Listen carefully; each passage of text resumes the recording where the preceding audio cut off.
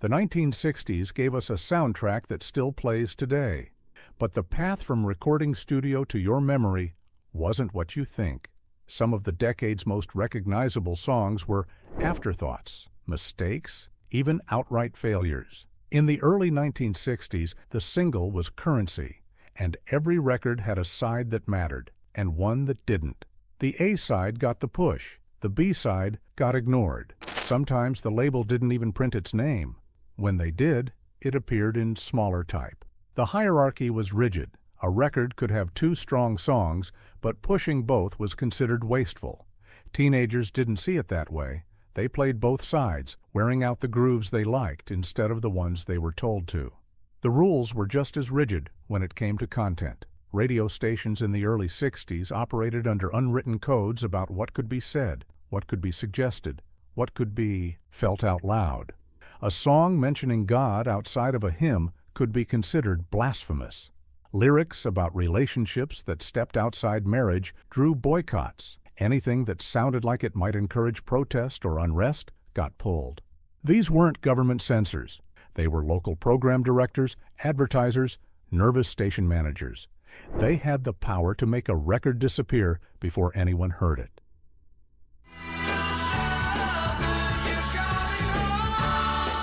When Odessi and Oracle arrived in April 1968, the Zombies had already broken up. The album had no promotional tour, no television appearances, no band to send out to record stores. It landed in a year dominated by the Beatles' White Album and the Rolling Stones' Beggar's Banquet. The opening track was a Baroque pop arrangement about a man writing letters to his imprisoned girlfriend. Rod Argent's keyboard work turned an uncomfortable premise into something shimmering. The harmonies were intricate, layered in ways that required multiple listens to fully appreciate. Radio stations didn't know what to do with it. It wasn't a single. It wasn't being pushed. And the subject matter, gentle as the arrangement was, didn't fit the usual romantic themes. It disappeared almost immediately. Within the sound of silence. The original acoustic version appeared on the 1964 album Wednesday Morning, 3 a.m. The album was a commercial failure. The lack of sales was serious enough that Simon and Garfunkel actually split up. Paul Simon moved to England. Art Garfunkel went back to graduate school. In 1965, without the duo's knowledge, producer Tom Wilson overdubbed electric instruments and drums onto the track. He reissued it as a single. This folk rock remix climbed to #1 in the United States, retroactively rescuing a failed album and reuniting the duo. This wasn't just a matter of timing or marketing. It was transformation. The song people remember isn't the one Simon and Garfunkel recorded. It's the one they didn't even know existed until it was already on the radio. Free's debut single arrived when heavy rock was still finding its commercial footing. Cream was established. Led Zeppelin was just beginning. Everything else was uncertain. Paul Rodgers' vocals were already formidable. The bluesy, hard rock sound was there.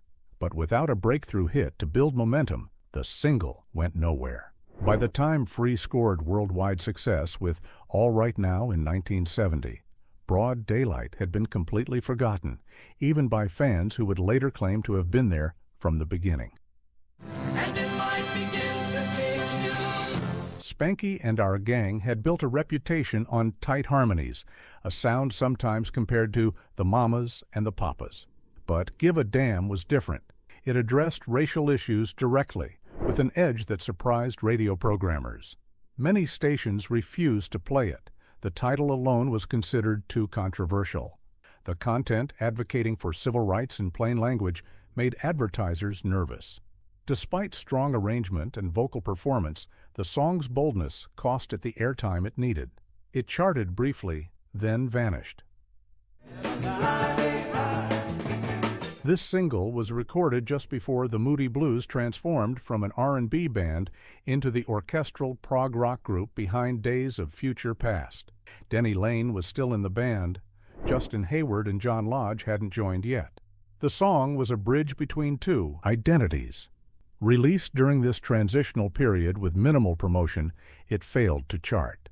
By the time the band found massive success later that year, Fly Me High had become a missing link, remembered mainly by dedicated fans who noticed the gap between the band's two distinct eras.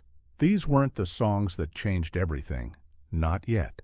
They were the ones that arrived at the wrong moment, pushed aside by bad timing, nervous executives, or simply bad luck. Written by Mike Nesmith of the Monkees, this was the Stone Poneys' only major hit. It peaked at number 13 on the Billboard Hot 100 in the United States. In the UK and internationally, it did nothing. The song showcased Linda Ronstadt's vocal talent years before she became a solo star. Its message about choosing individuality over conformity sounded prescient. Even today, it's surprisingly absent from many essential 1960s playlists, remembered more as a footnote in Ronstadt's career than as a defining moment of its era. Some things just stick in your mind. Mick Jagger and Keith Richards wrote this song, but they didn't record it themselves. They gave it to Vashti Bunyan, a young artist operating at the margins of the London scene. The arrangement was fragile, unadorned, the opposite of the bombastic blues rock the Rolling Stones were making at the same moment. It was released with little fanfare, without the marketing muscle that would have accompanied a Stones version. It vanished almost completely. Decades later, it was rediscovered as a cult touchstone in psychedelic and folk circles. But in 1965, it simply disappeared.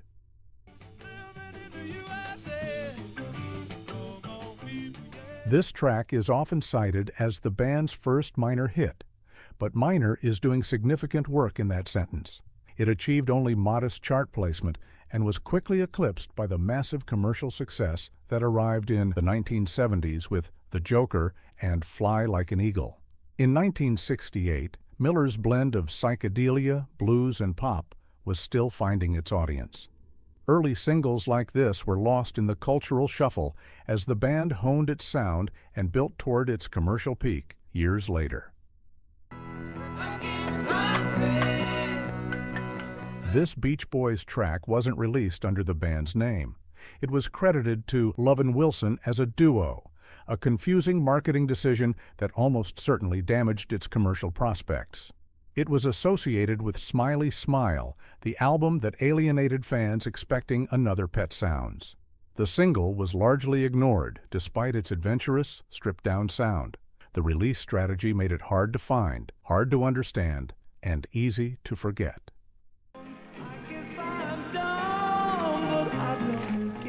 Written by Brian Wilson and Russ Titleman, this ballad delivered by Campbell barely charted. Campbell was known primarily as a session guitarist and Beach Boys fill-in at this point, not yet the solo star he would become. The song landed with astonishing vulnerability, but America may not have been ready to hear Glenn Campbell wear his heart so openly before his 1967 breakthrough with Gentle on My Mind. The song faded so quickly that even major retrospectives on Brian Wilson's work sometimes overlook it. Got a black magic woman. The original Peter Green-era Fleetwood Mac released this single in 1968. It peaked at number 37 in the UK and barely made a dent elsewhere. Santana's 1970 cover, arranged as a Latin rock epic, transformed this modest British blues track into a classic rock radio staple. Most listeners don't realize it began as a relatively minor single that only circulated among British blues fans. Early adopters in the late 60s would later see it go global, but not in the form they first heard. Red, red wine.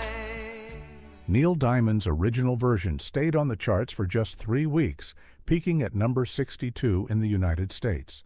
It was generally regarded at the time as a pleasant but unremarkable track. A 1969 reggae cover by Tony Tribe gave it life in the UK charts. Much later, UB40's versions in 1983 and 1988 turned the tune into a ubiquitous sing-along, eclipsing its 1960s flop origins. The song people remember isn't the one Diamond released.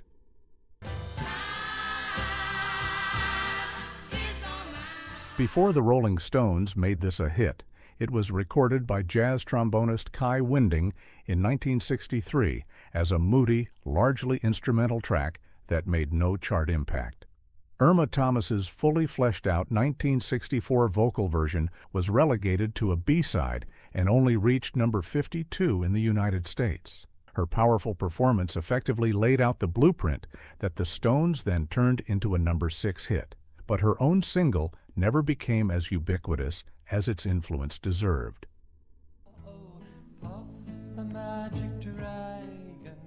Frequently misconstrued as a veiled drug song, this track was banned or quietly dropped by a number of stations, even though the writers and performers insisted it was a straight children's allegory about lost innocence. For many people who were small children in the early 1960s, the song lingered as a formative memory from records and television, despite that early controversy. The gap between how controversial it was on release and how innocent it sounds now illustrates how quickly the boundaries of acceptable content moved during the decade.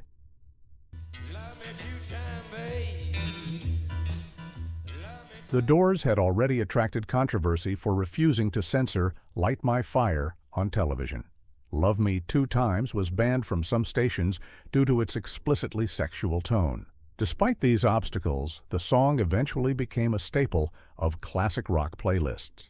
What was once considered too provocative for broadcast became normalized in the collective memory of 1960s youth, illustrating how fast cultural standards could shift.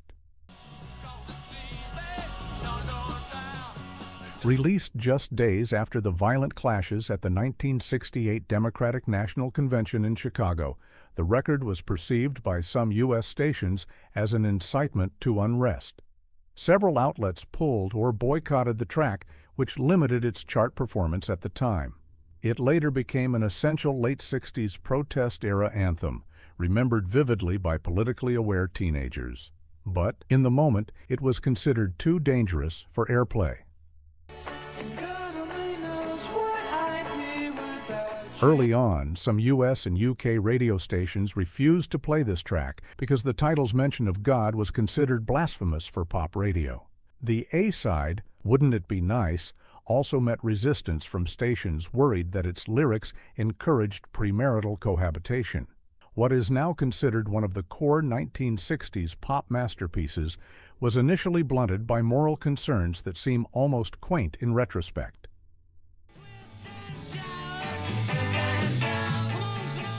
The first recording by the Top Notes in 1961, produced by Phil Specter, failed completely in commercial terms. It vanished with no chart impact. The Isley Brothers' 1962 version did modest business, but did not become a defining hit until the Beatles cut their ferocious 1963 recording. That version became one of the decade's signature party songs and a defining memory for early 60s teens. The song people remember required 2 failed attempts before it found the right interpreters.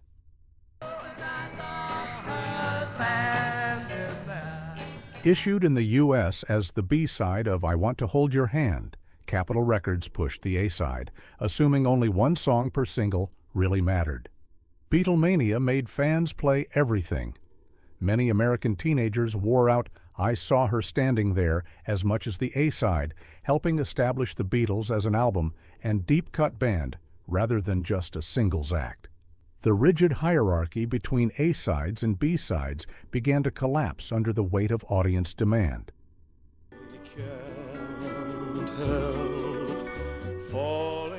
In the UK, the single was technically led by Rockahula Baby with Can't Help Falling in Love, originally treated as the softer flip.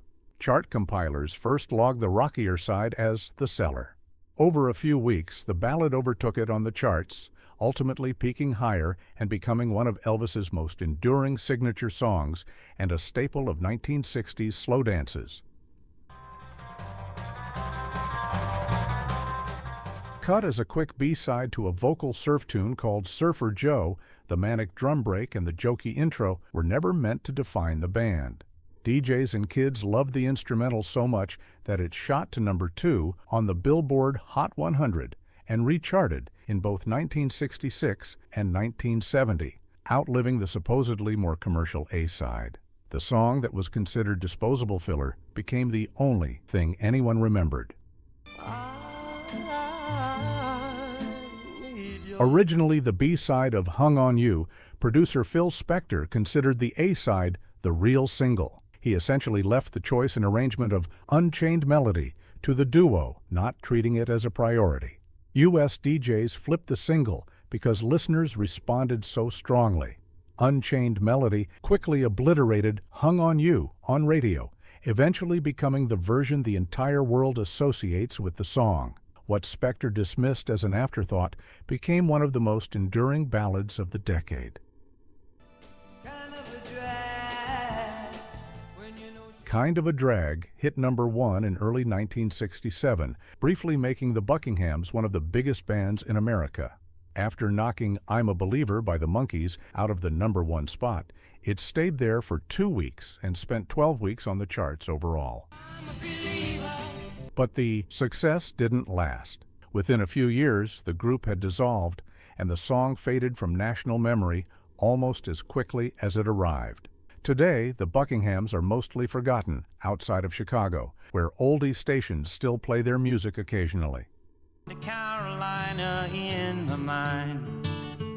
James Taylor was the first artist signed to the Beatles' Apple Records in 1968.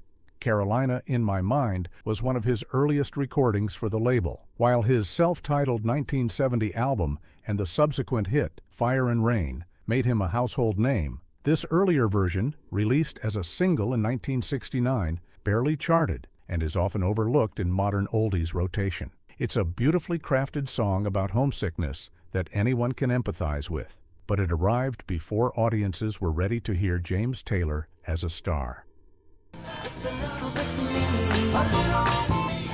Yes, the Monkees are still remembered, but this particular song has faded from memory despite hitting number 2 in 1967. Everyone knows I'm a Believer and Daydream Believer, but this gem gets overlooked. The song was written by Neil Diamond, who was still an up-and-coming songwriter at the time. The track featured Davy Jones on lead vocals, giving it a softer, more British pop feel than some of their other hits. The production was layered and complex, typical of Don Kirshner's approach to the Monkees' early records. The backing track featured top session musicians who were part of the famous Wrecking Crew. The Monkees were massive stars in 1967, with their television show pulling in 10 million viewers every week. They sold more records that year than the Beatles and the Rolling Stones combined. But their reputation suffered because they didn't play their own instruments on their early records. Critics dismissed them as a manufactured pop group. By 1970, the Monkees had essentially disbanded, though they reunited occasionally in later decades. This particular song got lost among their bigger hits and is rarely played today. But it's a perfect example of mid-60s pop craftsmanship, and hearing it brings back memories of after-school TV and screaming fans who've long since moved on to other things. For every hit the industry carefully planned, another started as a throwaway B-side, a band curiosity, or a forgotten flop. The songs that defined the 1960s weren't always the ones meant to succeed. They were the ones that refused to disappear, the ones that found the right audience, the right moment, or simply kept resurfacing despite everything. If these stories brought back memories of records you played until the grooves wore thin, leave a comment about which song surprised you most, and subscribe for more untold stories from the decade that changed music forever. And check out this video next. Thanks for watching.